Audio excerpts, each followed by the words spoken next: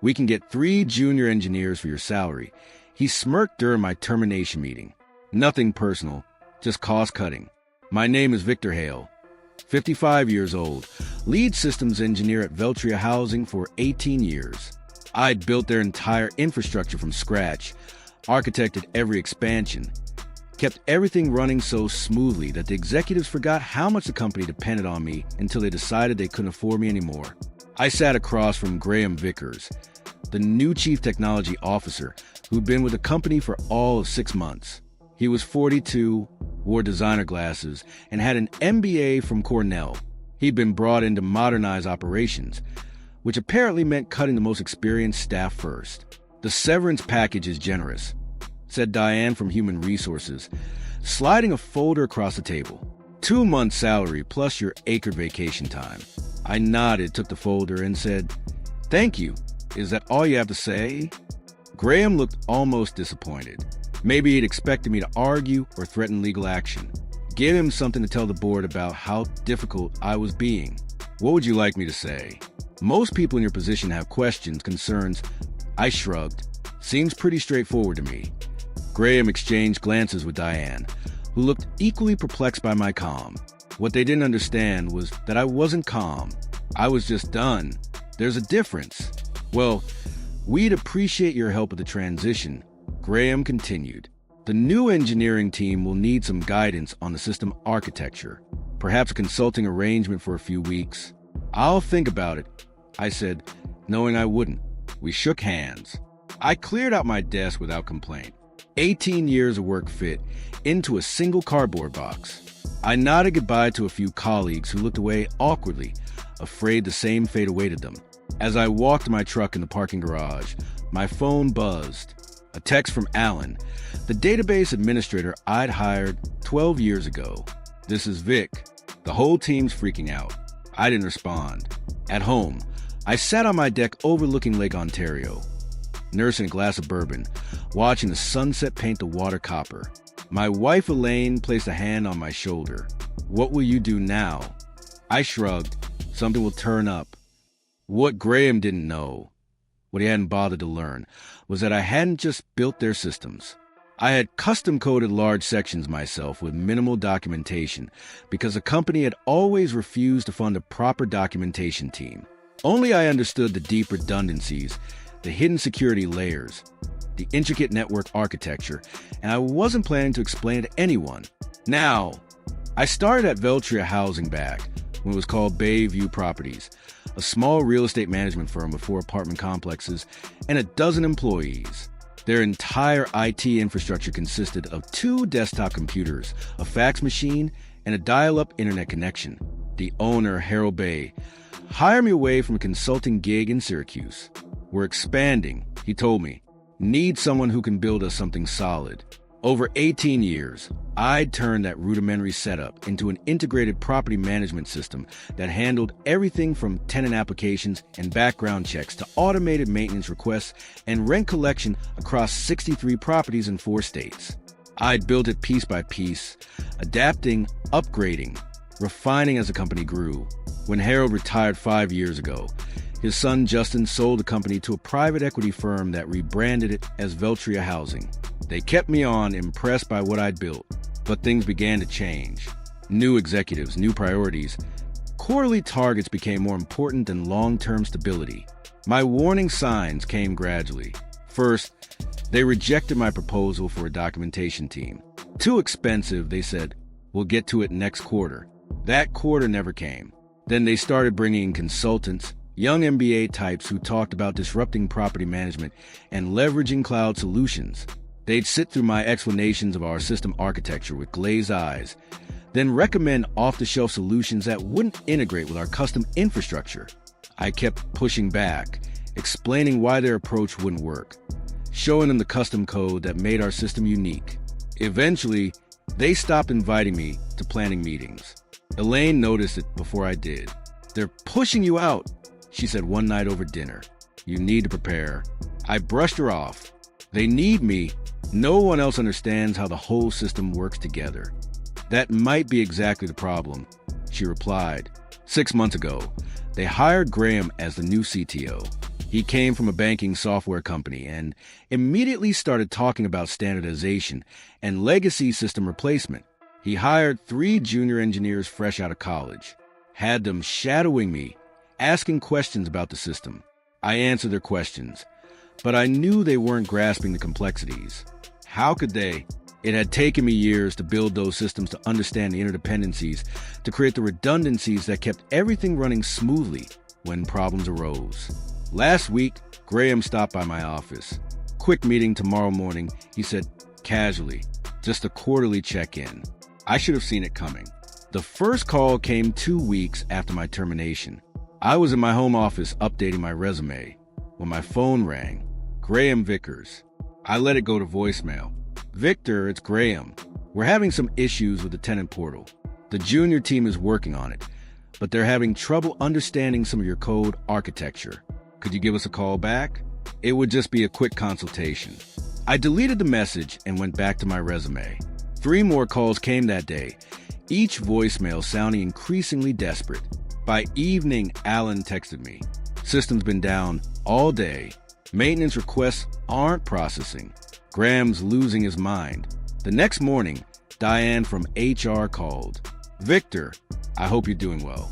I'm calling because we'd like to discuss a consulting arrangement, just temporary, to help with some current system issues. The compensation would be quite generous. I picked up my phone. How generous? $300 per hour, minimum 4-hour engagement. I'll think about it and get back to you, I said, then hung up. I sat at my kitchen table, staring out at the lake. Elaine placed a cup of coffee in front of me. What are you thinking? I'm thinking they're finding out exactly what I'm worth. Over the next 3 days, the calls increased. Graham, Diane, even Justin Bayou, who was still on the board. The tenant portal was down. The maintenance scheduling system was throwing errors. The automatic payment processing had failed, affecting thousands of residents. I didn't respond to any of them. On day 4, an email arrived from Devlin Systems, a regional competitor to Veltria. They manage fewer properties, but have been expanding rapidly. The email was from their director of technology, Lawrence Devlin himself.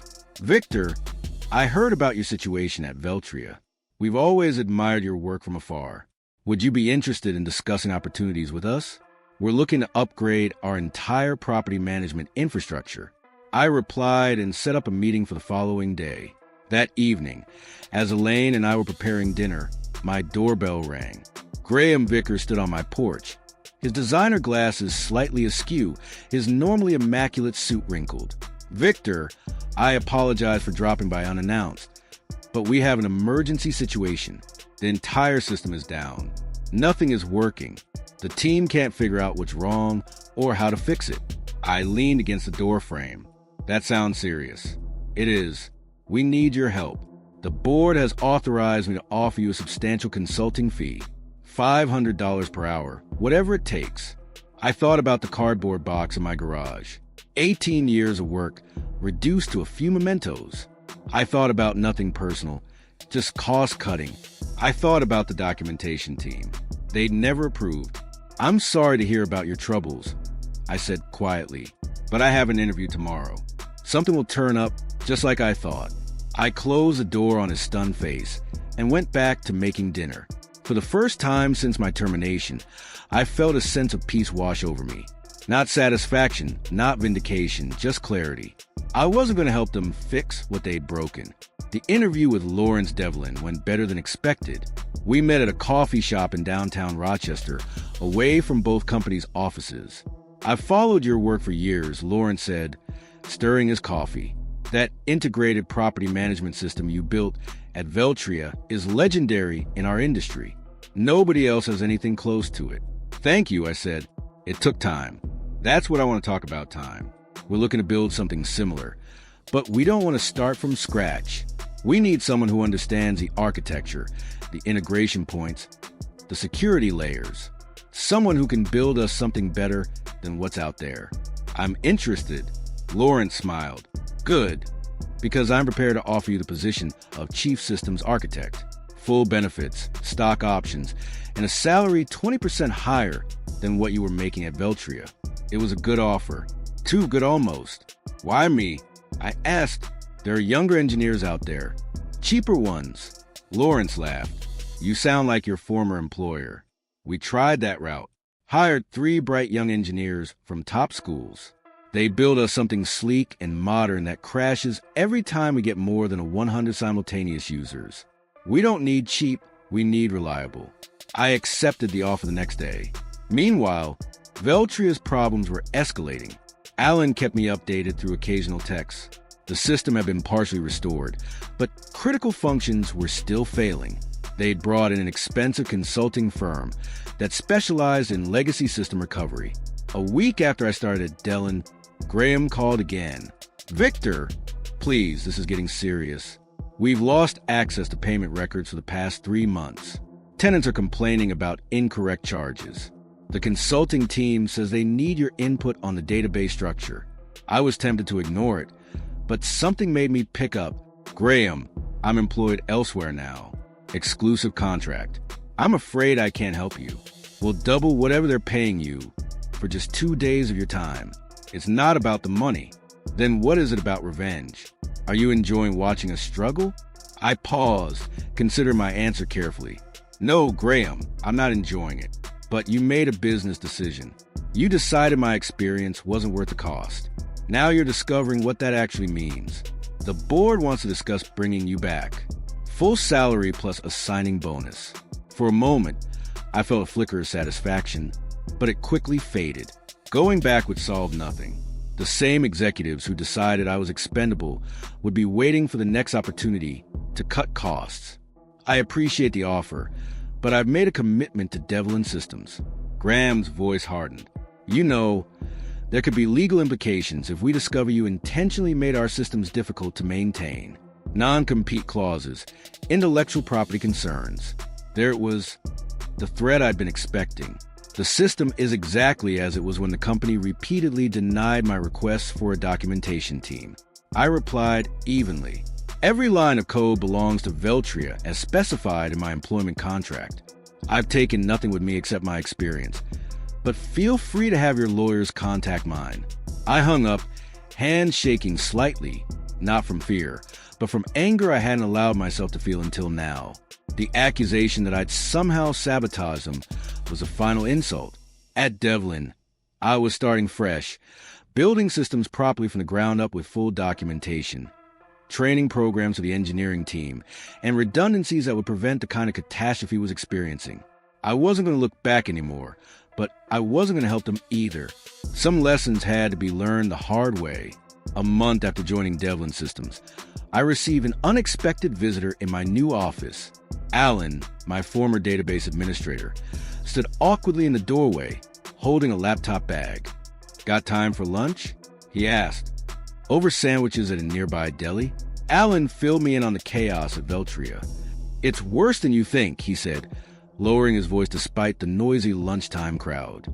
They've lost access to historical data, going back 3 years. The backup systems are corrupted somehow. The consulting firm is saying they might need to rebuild from scratch. I wasn't surprised.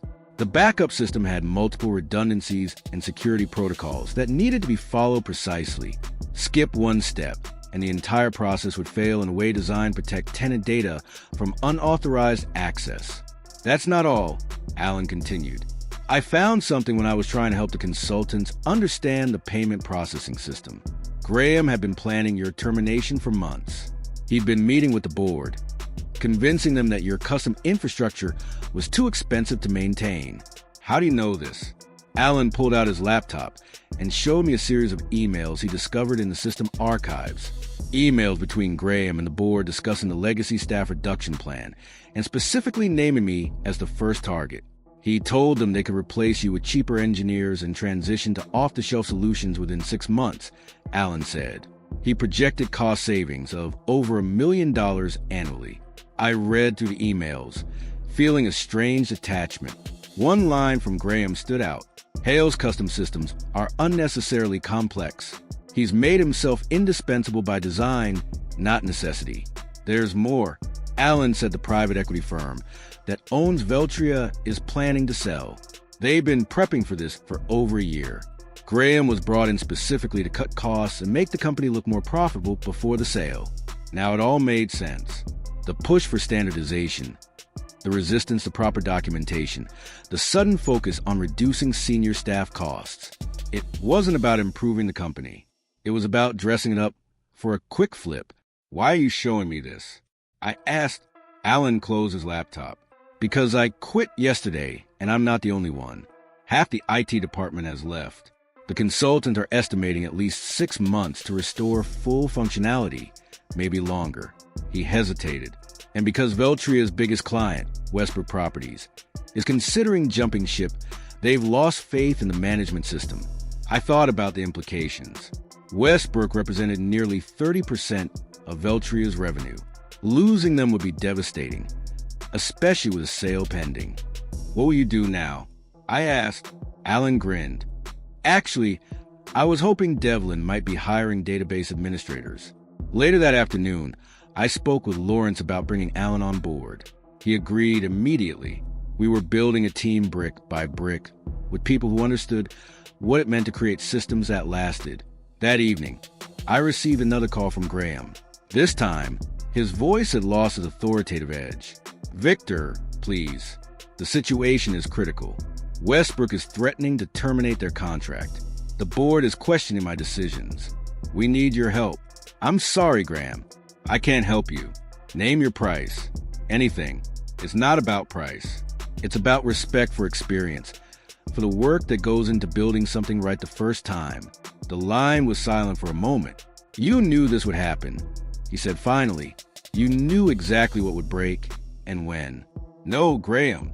I just knew what I had built and what it took to maintain it. Information I tried to share many times.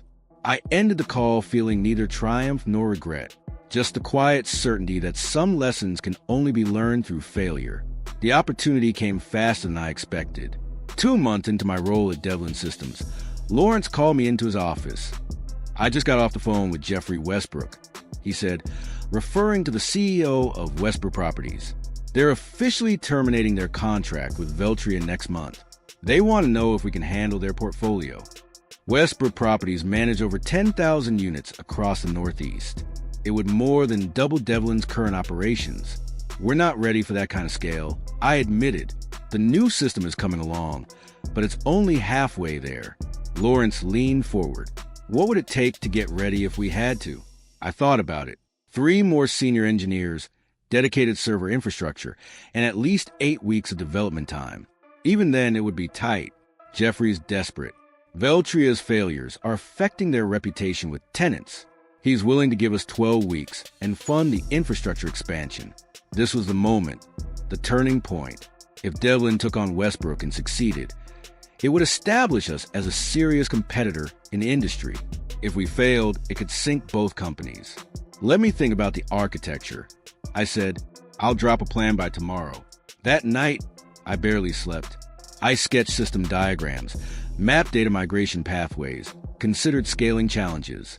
By morning, I had a plan, ambitious but achievable, a hybrid approach that would let us onboard Westbrook's properties in stages, minimizing disruption. When I presented it to Lawrence, he studied it carefully. This is solid, he said finally, but I noticed you included a substantial documentation phase that adds 3 weeks to the timeline. It's non-negotiable, I replied. That's where Veltria failed.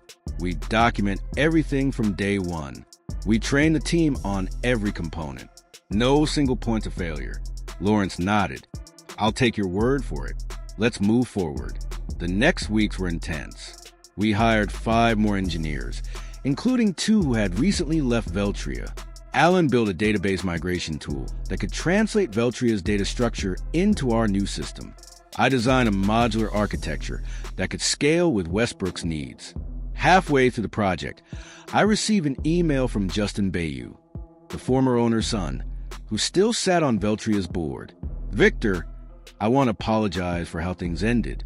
The board was misled about the implications of letting you go. Graham has been removed as CTO. We're struggling to recover, and Westbrook's departure will hit us hard. If you're ever interested in coming back, the door is open. I didn't respond.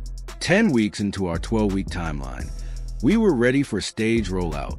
Westbrook's smallest region, comprising 2,000 units in western New York, would migrate first. If successful, the remaining regions would follow.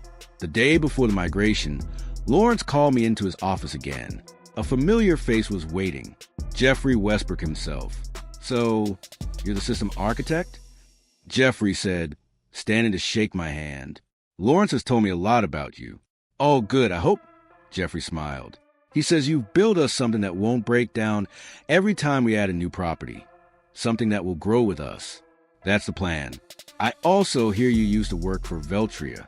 I nodded, unsure where he was going with this. "They're in trouble, you know. The private equity firm is trying to sell, but with Westbrook leaving and their system still not fully functional, they're not finding many interested buyers." He paused. "Except one." "Who's that?" I asked, though I suspected the answer. "Devlin Systems," Lawrence said. "We're considering making an offer at a substantial discount to what they were valued at 6 months ago." I looked between them, processing the implications.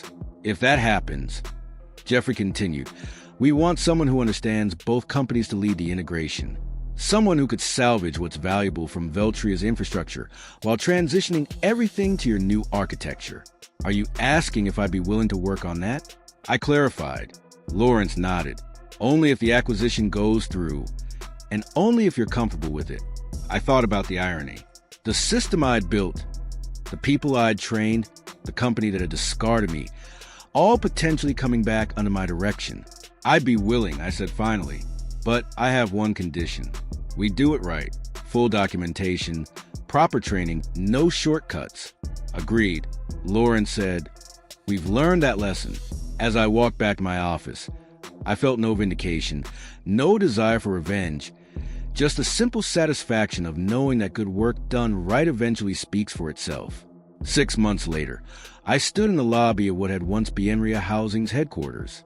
The sign now read Dellin Integrated Property Management. The acquisition had gone through for less than a quarter of what the company had been valued at before my departure. Lawrence and I walked through the office greeting former Veltria employees who would be staying on through the transition. Some looked away awkwardly.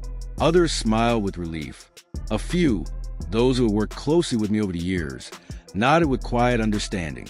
Graham was gone along with most of the executive team that had approved my termination. Justin Bayou had stayed on as a consultant, helping ease the transition with legacy clients.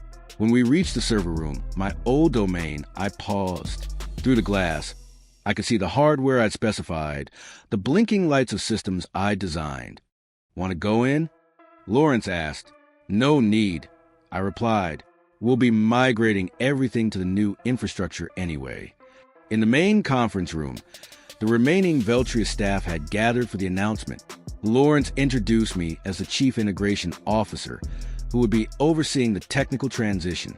"Many of you already know Victor," he said. "He built the original systems that ran this company for nearly 2 decades.